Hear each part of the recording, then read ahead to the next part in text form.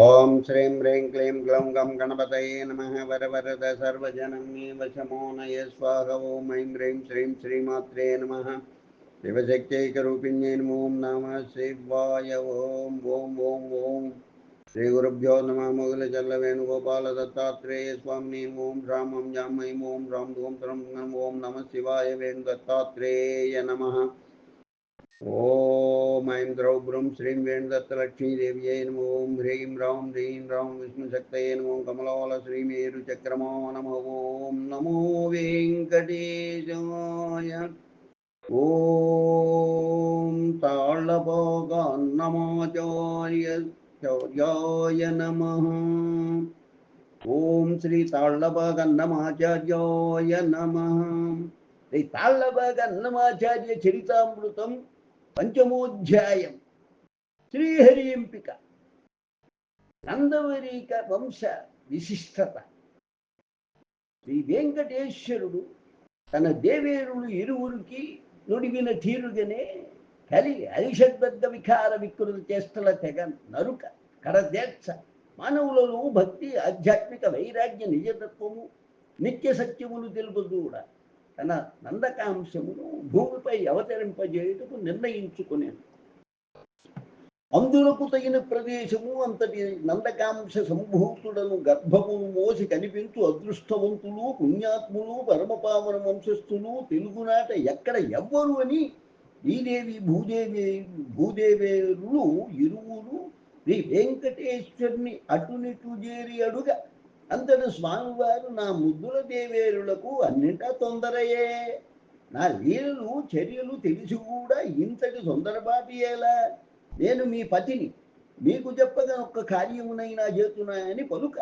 అందులకు శ్రీదేవి అవునవును, మా శ్రీవారు మాతో చెప్పి ఒక్క కార్యమును చెప్పకుండా 1000 కార్యములు చేయుదురు అని మాకు తెలియను, కానీ ఒక్కటి మాత్రం నిత్య సత్యం, మా అనంగు ప్రియ విభుడు చేసినట్టి చేయబోయేటి కార్యములన్నీ లోక కళ్యాణమునకే అని, లోక కళ్యాణార్థమునకే అని ఇతఃపూర్వమే మన విషయమున భృగు మహర్షి వైకుంఠ సందర్శన సందర్భమున నా విషయమున రుజువాయన కదా, నేను భూలోకమునకు కోపముతో అలిగి వచ్చి మీరు పట్టించుకొనలేదు అనుకుంటుంది, కానీ నాకై తమరు వైకుంఠ విరక్త చిత్తులై భూలోకమునకు వచ్చి నన్ను కాదని నా అంశయకు పద్మావతి రూపమునున్న భూదేవిని పెండ్లియాడి కలియుగ ధర్మరక్షణకై భాగవతోత్తముల భక్తుల పరిరక్షణార్థమై వెంకటాచలమున ఆనంద నిలయమున నాతో కూడి ఆవాసము చేయుటకు వచ్చి తిరిగి గ్రహించుటకు కూసింత సమయము పట్టినది అంటూ సరసముగా తన పతి శ్రీపతిని కొంత తడవు ఆటబట్టించను. అంత శ్రీ వెంకటేశ్వరుడు దేవేరులారా, మన నందకుడను తెలుగునాట మన వెంకటాచల పదరేణువుల చెంత అలరారు కొత్తపినాడులోని తాళ్లపాక గ్రామమున నందవరీక వంశమున గుట్టింపజేయదలిచినాను అని బలుక. అప్పుడు నాథ, ఈ కొత్తపినాడు తాళ్లపాక నందవరీకుల విశిష్టత ఎట్టిది, అట్టి ప్రదేశమునే ఆ వంశము వారినే తమరేల ఎంపిక చేసుకుంటుంది అని ప్రశ్నించింది. అందులకు శ్రీ వెంకటేశ్వరుడు, నా ప్రియసతులారా, కూలంకషముగా చెప్పేదను విను, ఆలకింపు.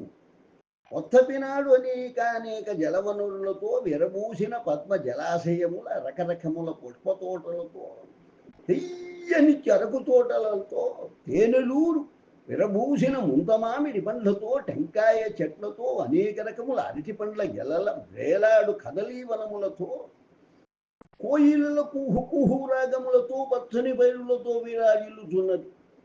ప్రకృతి రమణీయ శోభను అచ్చోటు చూచి మనము అట్లే మరిచిపోవుదాం.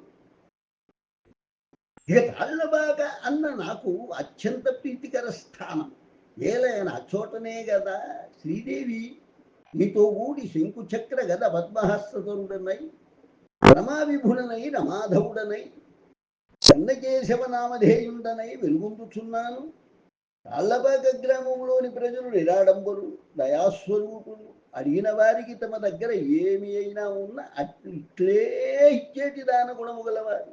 వారికి ఉన్నదానిలో పండిన వానితోనే నాకు తమ శక్తి కొలది నైవేద్యములు ముప్పొద్దులా నిడుతున్నారు. రమాసం రహిత రమాసహిత రమాసహిత చిన్నకేశవుడనై నేను చోటన ఉండుట తెలిసి నవనాథ సిద్ధులు, మునులు, తపస్సులు, ఋషులు, భాగవతోత్తములు వచ్చి నాకు పూజలు చేస్తున్నారు. అఖిల దేవతలకు తాళ్లబాక నా సన్నిధి ఆటపట్టు. అనేక మంది వైష్ణవులు చేరి నన్ను తులసి అక్షరల మాలల పుష్పపూజల పూజించుతున్నారు.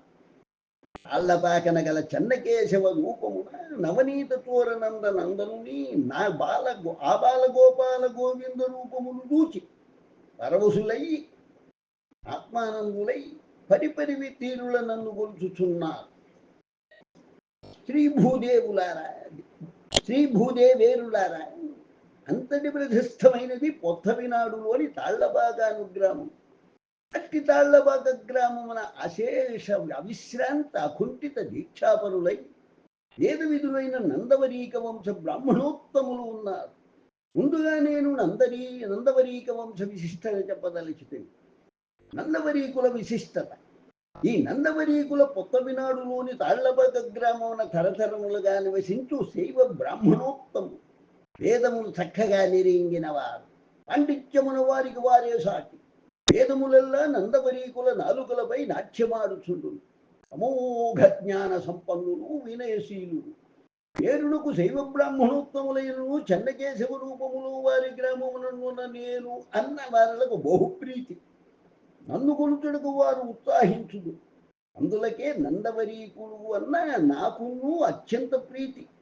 నందవరీకులు నాకు కడు ప్రీతిపాత్రులు. ఈ నందవరీకుల గోత్రము భారద్వాజ గోత్రము. నందవరీకులు ఋగ్వేదులు, వైదిక బ్రాహ్మణోత్తములు, అసులాయన సూత్రులు.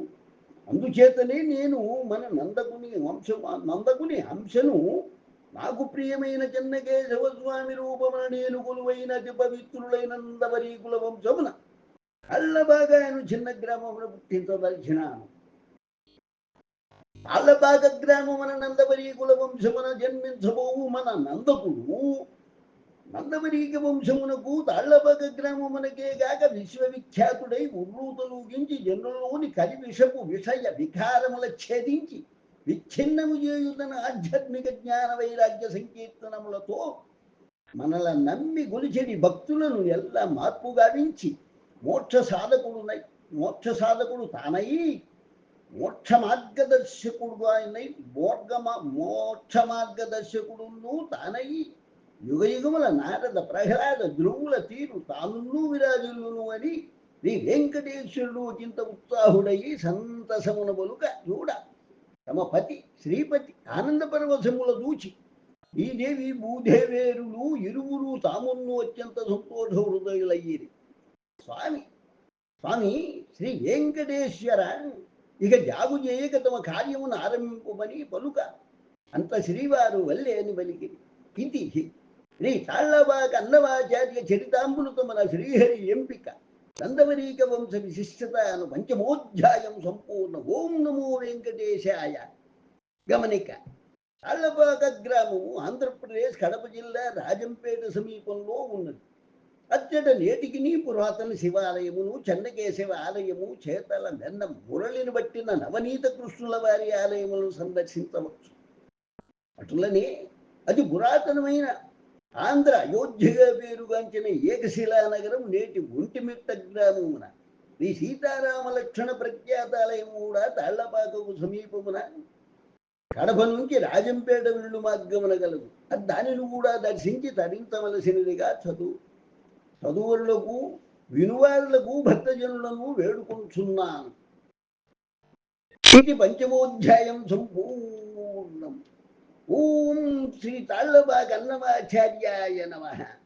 శ్రీ తాళ్లబాక అన్నమాచార్య చరితామృతం షష్ఠోధ్యాయం. అన్నమయ్య జననం.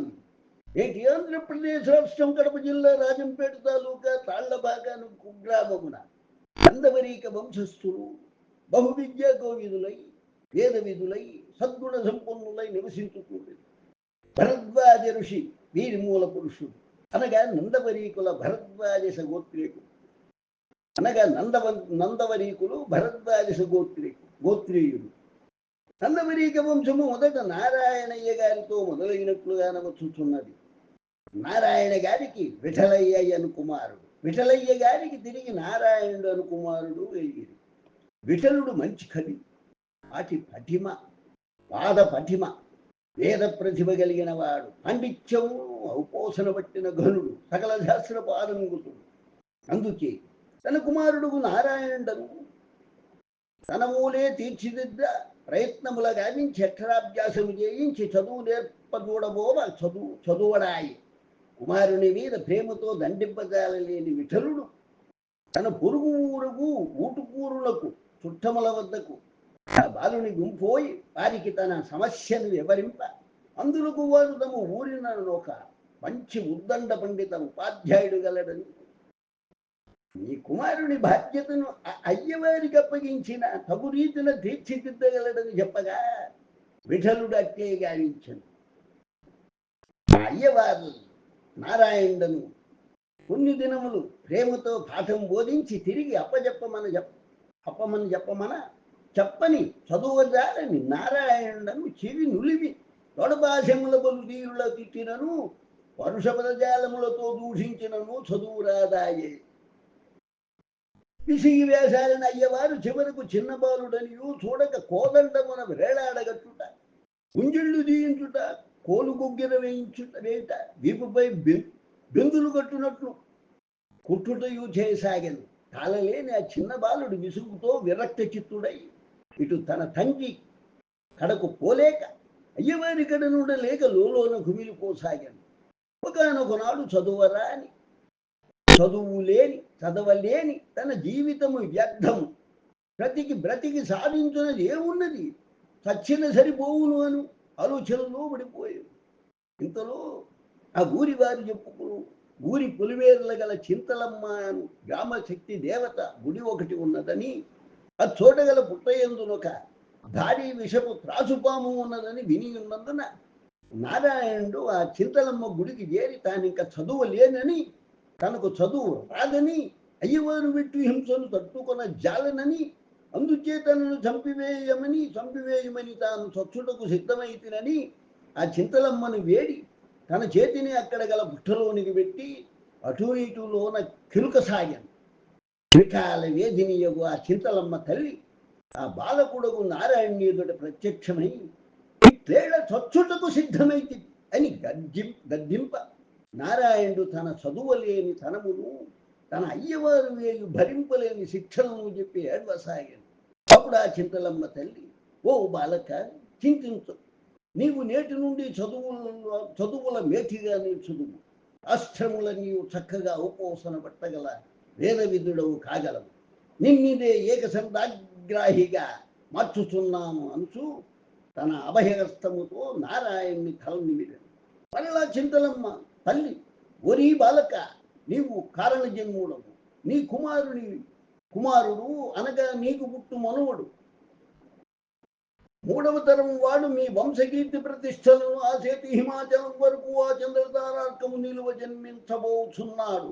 అతడు పరమ భాగవతోత్తముడై వర్ధిల్లును అని పలికి అదృశ్యురాలయ్యను. అప్పుడు నారాయణుడు తన అయ్యవార్ల వద్దకు తిరిగి రాగా అయ్యవారు ఎచ్చటికి పోయితివి అని గద్దించి నిన్నటి దినము చెప్పిన పాఠము నొప్పజెప్పమన ఆ బాలుడు అంతకు ముందు నాటిదే కాక తాను అయ్యవారి వద్ద చేరిన నాటి నుండి తనకు చెప్పిన చదువులెల్లా పుల్లుబో నీకు ఇప్పుడు చూచి అయ్యవారు ఇష్టపోయింది. తదుపరి నారాయణుడు సకల శాస్త్ర విద్యా పారంగతుడై తన అయ్యవారి వద్ద సెలవు పుచ్చుకొని తన సొంత ఊరు తాళ్లబాక గ్రామం చేరి వివాహము చేసుకొనగా ఒక కుమారుడు పుట్టాడు. అతనికి నారాయణ సూరి అని నామకరణం చేశాను. నారాయణ సూరి తన తండ్రిని మించిన తనయుడు, చదువుల యందు మేటిగా నిలిచి తదుపరి మాడుపూరు గ్రామమునకు చెందిన మాధవ స్వామిని సిద్ధవటం మండలం కడప జిల్లా అత్యంత భక్తితో కొలిచెడి సంగీత సాహిత్యములకు నేర్పరియగు లక్కమాంబయను కన్యకామణిని వివాహం చేసుకుని సుఖ సంతోషముల సంసారము కొనసాగించుతుండెను. దినములు, వారములు, పక్షములు, మాసములు, ఏళ్లు గడిచిపోతున్నను నారాయణ సూరి లక్కమాంబ దంపతులకు సంతానం కలుగలేదు. దానితో లక్కమాంబ తనకిక సంతానము కలుగుదేమో, తాను గొడ్రాలనేమో అని మానసిక వేదన పొడదూప దుఃఖితురాలమసాగాను. ఇది చూచి చలించిన నారాయణ సూరి తన భార్యకు లక్కమాంబతో, ఓ లక్కమాంబ, నీవు చింతించవలను. ఎవరూ లేని వారికి దేవుడే దిక్కు మనకు. వెంకటాచలముననున్న తిరువేంకటనాథుడు శ్రీ వెంకటేశ్వరుడే దిక్కు. ఎందరెందరూ దేవుళ్లకు మొక్కితివి. పూజల అర్చన అభిషేకాది కైంకర్యములు అనేకములు చేయుచుంటివి. ఒక్కమారు తిరుమల కొండకు వెళ్ళి ఆ తిరుమలేశునికి మన సంతాన దేవి బాధను నివేదించి మొక్కి ఒక్క బిడ్డనీయమని చివరి ప్రయత్నం గావించదము. అప్పటికే నీ బిడ్డలు పుట్టకుండా ఈ జన్మకు ఇంకే ఫలము అనుకుందాము అని ఊరడింపజేయాలి. అక్కమాంబ నారాయణ సూరి ఇరువురును తమ తాళ్లపాకలోని చంద్రకేశవ స్వామికి పూజ చేసి మొక్కుకొని తిరుమలకు శ్రీ వెంకటేశ్వరుని దర్శనార్థం బయలుదేరి కాలినడకన తిరుమలగిరులకు నెక్కి చేరి తిరుమలగిరుల నెక్కి చేరి పుష్కరిణిన స్నానమాచరించి శ్రీ ఆదివరాహుని దివ్య దర్శనము మొదటగా చేసుకుని పిమ్మట ఆనంద నిలయంలో పద్మపీఠంపై నిలివెత్తు శంకు చక్ర కట్టే వరదహస్త శ్రీవత్త ముద్రాంకిత శ్రీ వెంకటేశ్వరుని రూపములు కన్నులారా చూచి మనసారా గోవింద గోవింద అనుచు తమ మనస్సులోని కోరికను శ్రీనివాసునికి నివేదించి ఆలయ ప్రాంగణముననే ప్రసాదముల స్వీకరించి నారాయణ సూరి లక్కమాంబలిరువురును సుఖనిద్రులయ్యి ఈ వెంకటేశ్వరుడు యథావిధిగా తిరుచానూరు పద్మావతీ దేవి కడజేరి తన దేవి కొసరి ముద్దలు కలిపి ముద్దుగా పెట్టుకోరు ముద్దలు తృప్తిగా తిని తన దేవీరికి తినిపింపజేసి పట్టుబరువు అంతతూలిగా తల్పమున విశ్రాంతి కొని వేళ పద్మావతీ దేవి, నాథ, నేడు తాళ్లబాగ గ్రామం నుంచి దంపతులు ఇరువురు వచ్చి ఉన్నారు. వారికి సంతానము లేదు అట. కడుబారతో ఉన్నారు. ఇక జాగు చేయక ఒక్క బిడ్డనివ్వవచ్చును కదా అని పలుక అంత పద్మనాభుడు శ్రీ వెంకటేశ్వరుడు, దేవి, నీ అంతరంగము నాకు అవగతమైనది. నాడు నా సంకీర్తన ప్రియత్వము చెప్పు వేళ నందకాంశమును తాళ్లబాగా అనుగ్రామంలో పుట్టింతులని చెప్పిన విషయమే కదా నీవు అడుగునది అనగా శ్రీ పద్మావతీదేవి నవ్వుచూ, నగరాజధరుడకు నా పతి శ్రీ వెంకటేశ్వరునికి నీవు తెలిసి కూడా మాకే చెప్పింత దూచదులుగా నేను అంత శ్రీ వెంకటేశ్వరుడు మొదటి తన ఆయుధములకు శంకుచక్ర కౌమిది శాంగ్యములను విలువ వారు తాము శ్రీ వెంకటేశ్వరుడు కలిన శిలారూపధరుడైన శ్రీమన్నారాయణుడుగాన తాము తమ ప్రభువుకు శ్రీ విభుని ఎడబాటు సహింపలేమని పలుక అప్పుడు ఆజానుబాహుడై అరవిందదాయుతాక్షుడై ఆద్యంతరహితుడై నిలిచి దక్షిణహస్తం తన పద్మనాభి నానుకుని సన్నని సనజాది నడుమ మొలన బ్రేలాడు నందకముతో, ఓ నందకమా, నీవు నరునిగా అవనిని అవతరించి నీ సంకీర్తనగా నామృతముతో అవిచ్ఛిన్నముగా కలిపి ఋషుడు మానవుల్లో పుట్టించు అరిషడ్వర్గ విషయ విషము అంచల విచ్ఛేదనను గావించి వారిలో భక్తి జ్ఞాన వైరాగ్య ఆధ్యాత్మికతలు పుటమరిల్ల చేసి మోక్ష సాధన ఎందు వారికి నీవు మార్గదర్శకుడవ్వవలయునని అని పలుక అంత నందకం, స్వామి, తమరి ఆజ్ఞ నాకు శిరోధార్యం. కానీ మా తల్లులు ఎగు శ్రీదేవి భూదేవేరులు ఇరువురి అనుమతి లేనియే నేను భూలోకమునకు వెళ్ళజాలను. ఎందుకు అనగా నా తల్లుల ఆశీర్వాదమే నాకు అరిషడ్వర్గ విరాజిత భూలోకయు కలియుగమున కడు రక్ష. లేనిచో నేనున్ను ఇలపై పడగనే ఇతర మానవుల ఊలే మాయచే కప్పబడిపోయి నా కర్తవ్య నిర్వహణలో జాగు చేయుదును అని పలుక ఇంత శ్రీదేవి భూదేవేరులు ఇరువురు వారి పద్మహస్తముల నందకముపై ఉంచి, నాయన నందక, నిన్ను మేము అనుక్షణము వెంట ఉండి కలిమోహ బంధముల బడనీయక రక్షించుతూ స్వామి నిన్ను పంపిన కార్యమున సఫలీకృతము గావించుదుము. నీవు నిశ్చింతగా వెళ్ళి రమ్ము అని పలుక అంత నందకము శ్రీభూసమేత శ్రీ వెంకటేశ్వరునికి సాష్టాంగ ప్రణామములు ఆచరించి స్వామి సన్నిధి వీడి ఆలయ ప్రాంగణంలో నిద్రించుచున్న లక్కమాంబ కడుపున వెలుగులీనుచూ ప్రవేశించి అంతర్ధానమయ్యాడు. గాఢ నిద్రలో ఉన్న లక్కమాంబ ఇది ఎంతయు స్వప్నమున గంపింప ఒక్క ఉదుటున ఉలికిబడి లేచి ప్రక్కనే నిద్రించుతున్న తన భర్తయు నారాయణ సూరికి ఆపకుండా ఆనంద బాష్పముల రాల్చుతూ పూసగుచ్చినట్లు చెప్పగా, మంచి నిద్రలో ఉన్న నారాయణ సూరి నీవు పిల్లలు లేరని బాధతో ఉండి వృద్ధుల పూట దర్శన సమయమున శ్రీ వెంకటాద్రినాథుని చూచి పరవశించి నీ కోరికను అతడు తీర్చగలడు అన్న నమ్మకముతో నిదురించితివి గాన నీకు అట్టి స్వప్నము వచ్చినది. అంతేగాని స్వప్నములు నిజమగునా పిచ్చిదానా, మంచి నిద్రకు తెడగొట్టితివి. మరి నీకు వచ్చిన స్వప్నము భర్తనైన నాకు రాలేదే అని కసరి గురుకుతూ నారాయణ సూరి నిదురించాడు. మొదలాటి ప్రాతకాలముననే స్నాన సంధ్యావందనాది కార్యక్రమముల పూర్తిగా నించుకొని తిరిగి ఆ పుణ్య దంపతులు ఇరువురు శ్రీ వెంకటేశ్వరుని కన్నులారా దర్శించి రాత్రి తిరిగి ఆలయ ప్రాంగణమును నిద్రించి ఆశ్చర్యం, అద్భుతము.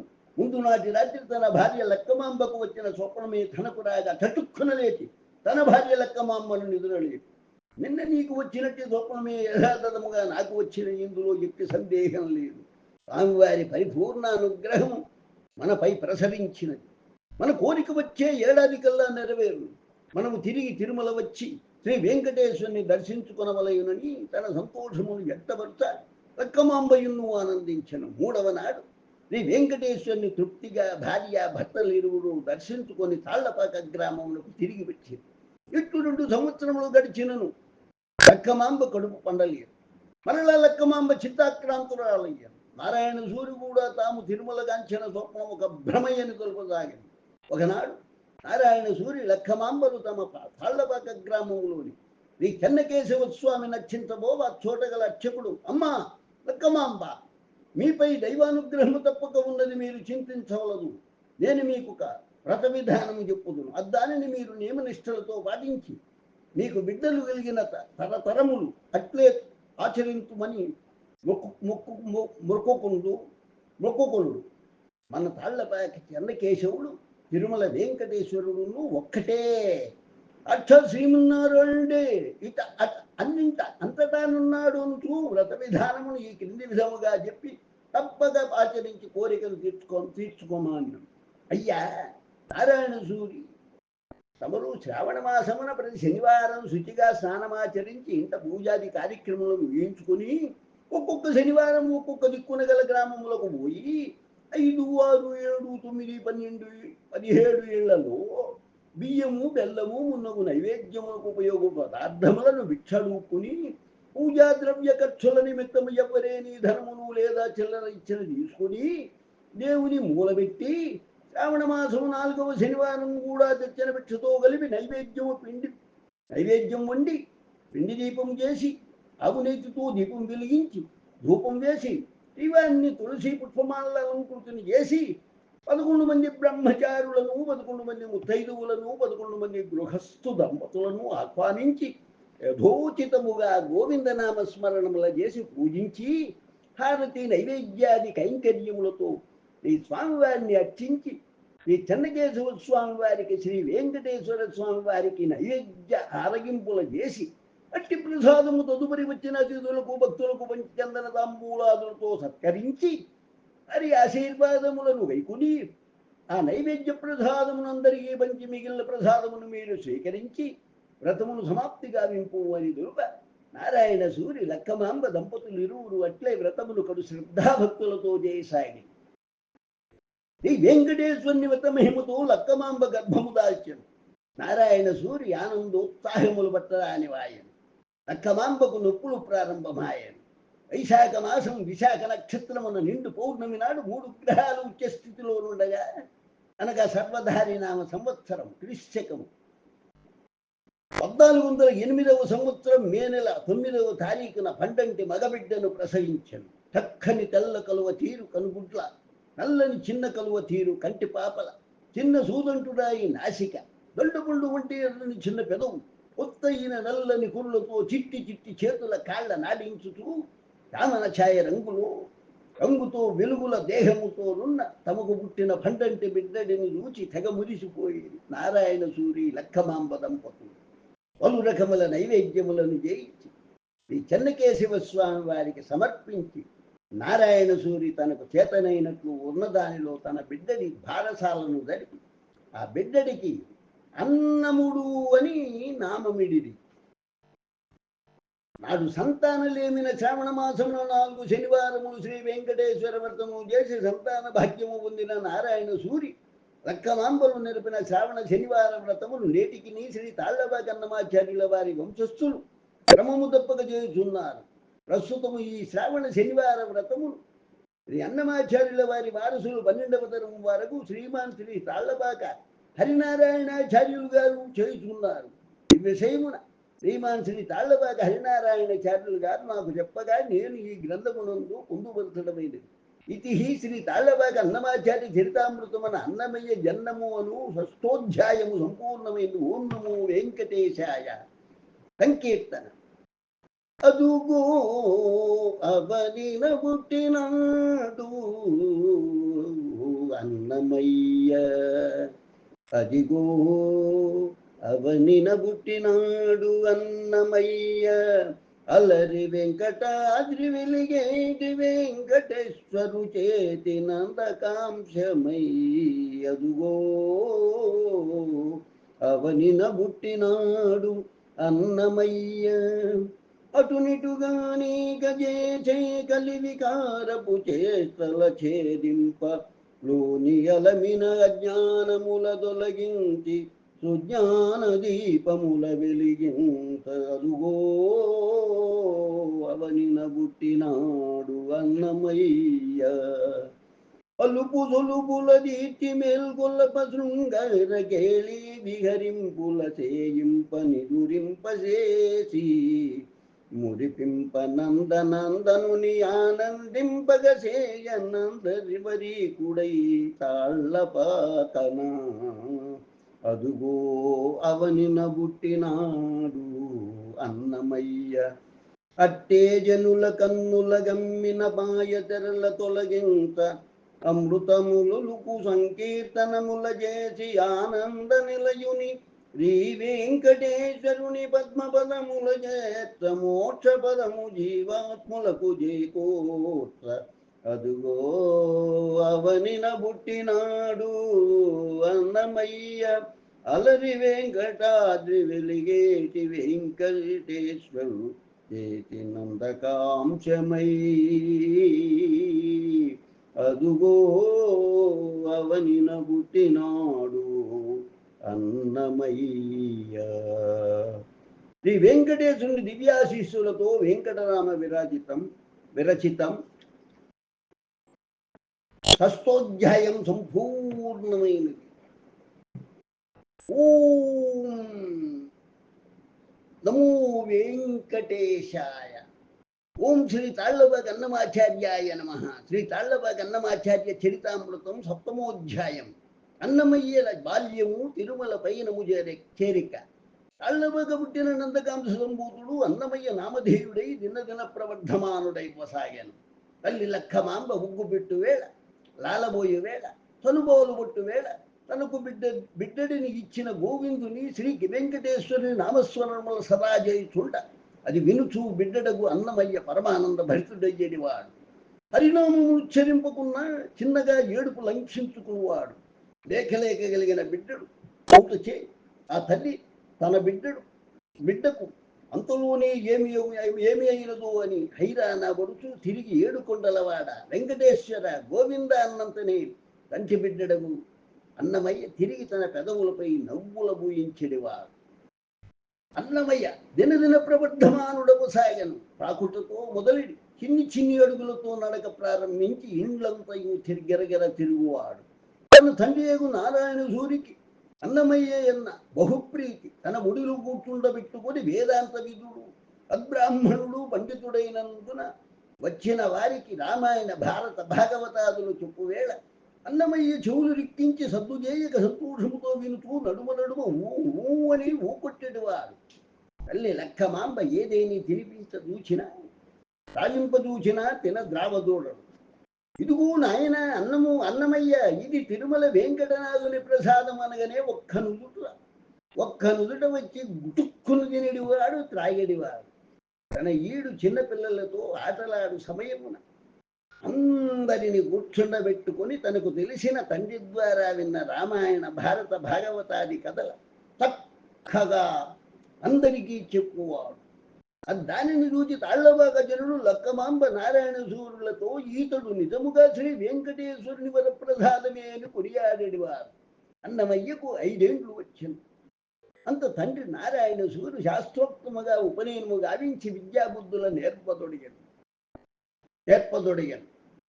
అన్నమయ్య ఏకసందాగ్రాహి, ఎట్టి కఠిన పదముల ఉపనిషత్తుల వేదముల శాస్త్రములైన ఇట్టే నాలుక మడతబడనీక ఉన్నది ఉన్నట్లు గుళ్ళుమూక చెప్పేవాడు. అన్నమయ్య జ్ఞానము పరిజ్ఞానము విజ్ఞానము చూచి అయ్యేవారు ముక్కున వేలు వేసుకునేవారు. అన్నమయ్య తనకు తానుగా కూర్చుండి తనకు చేతనైనట్లు వెంకటేశ్వరుని మీద చిన్న చిన్న కవితలు పద్యముల వంటి అమృతములోకించుతూ పాడుచుండ దానిని చూసి తల్లిదండ్రి చుట్టుపక్కల వారు చుట్టములు అచ్చెరు ఉండేవారు. ఆ బాలుని ఎత్తుకుని ముద్దులాడువారు. అల్లబాగ గ్రామమునకు ఏ హరిదాసు గాని భాగవతోత్తముడు గాని వచ్చి చిరుతల వాయించుతూ హరి హరి శ్రీహరి అని ఒలుక చూచెను. లేదో అన్నమయ్య వారి వెనుక పరుగులిడి వచ్చి తాను మైమరచి వంత కలిపి పాడేవారు. అన్నమయ్య 8 సంవత్సరముల బాలుడాయన. ఈ విధముగా అన్నమయ్య ఎట్టి పని చేయక తదా తాళ్లబాగ గ్రామములోని చంద్రకేశవ ఆలయ పరిసరముల చేల చెట్ల చెరువుల వెంట తిరుగాడుచూ తనకు తోచిన విధముగా నామస్మరణముల చిన్న చిన్న కవితల పద్యముల పాడుకును తీరు చూచి తల్లిదండ్రులు బంధువులు సన్నిహితులు కొంత నిరుత్సాహపడి ఇట్లయిన ఈ బాలుని భవితవ్యం ఏమి? ఎల్లప్పుడూ పరధ్యానములో ఉండును. పెళ్లి సంపాదన సంసార ఇత్యాది చింతలే ఈ బాలుని ముఖమునందు కానరాకున్నది. ఇది ఇట్లే కొనసాగిన అన్నమయ్య మన చేతికి రాడు. సంసారిగా కాదూడక సన్యాసిగా మారినా మారవచ్చు. ఈతడు ఎట్లు ఉన్నాడు, ఈతని తోటి బాలుడు ఎట్లు ఉన్నారు అని ఇట్లు వదిలివేసిన ఈ మీ కుమారుడు మీ చేతులకు రాడు. సరైన దారిలో పెట్టి మరి వయస్సు రాగానే పెళ్లి చేయవలనే కదా అని అనినా ఇది విన్న నారాయణ సూరి లక్కమాంబలు అవును నిజమే, ఇందులకు తరుణోపాయం ఏదో ఆలోచించవలయను. ఈ విధముగా సాగిన బిడ్డడు మన చేతులకు రాడు.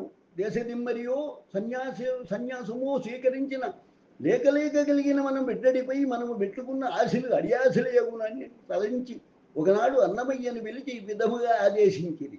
నాయన అన్నమయ్య, నీవు ఎల్లప్పుడూ పరధ్యాస ధ్యానములను ఉన్నావు. నేటి వరకు లేక పుట్టిన బిడ్డడమని నిన్ను మేము ఏమీ అనలేకుంటుమి. నిన్ను చూచి నలుగురు 4 విధముల చెప్పుకుంటూ మాటలంటున్నారు. అది విని మాకు బాధ కలుగుతున్నది. నీవు మామూలు మనిషి తీరున ప్రవర్తించుతూ ఇంటి బాధ్యతలు స్వీకరించు సమయము ఆసన్నమైనది. ఇక ఇంటి బాధ్యతలన్నీ నీవే మోయవలేదు. చుట్టపక్కల మాటలు పడవద్దు అని నైతరముగా చెప్పి ఒక పని చేయుము అంటూ అన్నమయ్య చేతికి ఒక కొడవలినిచ్చి గడ్డి కోసుకుని రమ్మని ఆదేశించింది. అంత అన్నమయ్య సరి అనుతూ కొడవలి చేత పట్టుకొని గడ్డి కోసుకుని వచ్చుటకు తాళ్లబాగ గ్రామం వీడి రాజంపేట మార్గం వైపు బయలుదేరాడు. గడ్డి కోయుచూ తనలో తాను ఇట్లు అనుకునేను, అయ్యో దేవుడా, ఈ తల్లిదండ్రి చుట్టపక్కముల మోహితుడనై ప్రాయము కాలము కరిగిపోవచ్చున్నది. తదుపరి భార్య బిడ్డలను బంధముల తగులుకుని అట్టి బంధములే నిజమని నమ్మి హరి హరి అని నిన్ను తలవ చూడక ఈ తనువు చాలించి అటు ఇటు కాకపోవుదును కదా అనుచూ ఒక్క కీర్తన యథాలాపముగా తనలో తాను పాడుకోలేను. నాడు అన్నమయ్య మనసులో కలిగిన భావన కీర్తనయే నేడు మనం వినడి క్రింది కీర్తన వినండి. అయ్యో పోయ ప్రాయముగాలము ముయ్యంతు మనసున ఏ మోహమతినైతి. అయ్యో పోయ ప్రాయము కాలము ముయ్యంతు మనసున నీ మోహమతినైతి. అన్నమయ్య ఆధ్యాత్మిక సంకీర్తన 179, 29 రేపు సంపుటి 1980. ఇట్లు మనస్సున అనేకానేక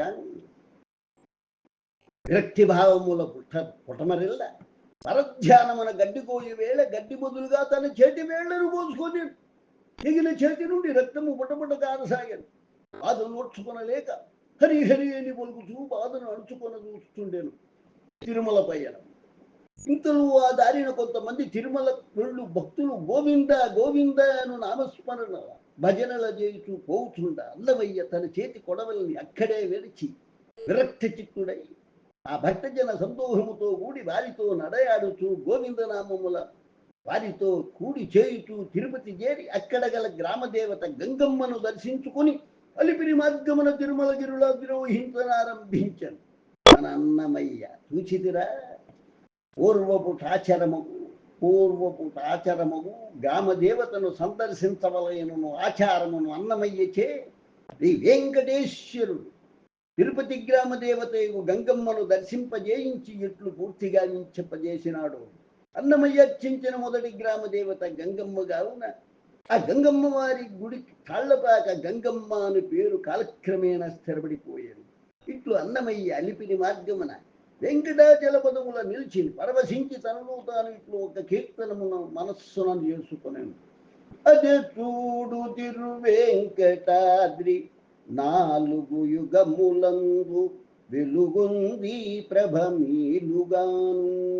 అన్నమయ్య ఆధ్యాత్మిక సంకీర్తన 37వ రేకు 227వ సంకీర్తనం సంపుటి 1901 1980. మెల్లగా వెంకటాచల ప్రకృతి అంతంలో తూతుతూ మొదట అలిపిరి వెలగ తిరుమల నంబి అర్చనాది కైంకర్యములకై సాక్షాత్తు శ్రీ వెంకటేశ్వరుడే విలయంగ చేసిన శ్రీహరి దివ్య పద్మ పదముల అలిపిరి పాదములు ఇరమునిడి మృక్కి పులకించిన అన్నమయ్య ఒక్కమారుగా గోవింద హరి హరి అని తన్మయత్వంతో పలికాడు.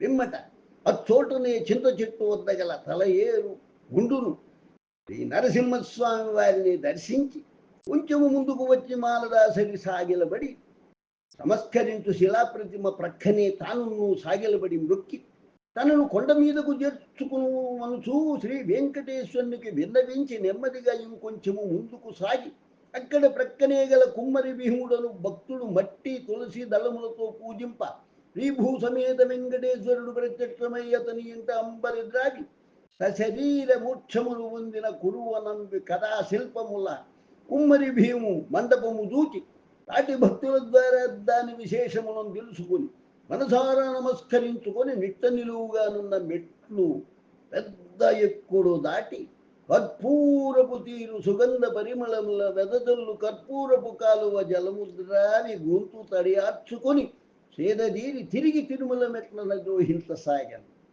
మోకాళ్ల మెట్ల వద్దకు తుసరికి బాలుడుగు అన్నమయ్యకు ఏమీ తినక కడుపు ఖాళీగా ఉండి అదే పనిగా నడిచి తిరుమల మెట్లను అధిరోహింపదూతుండ తల గిర్రున తిరగసాగాను. కలిసిపోయాను. కాళ్ళు వెంట రాకుండాను.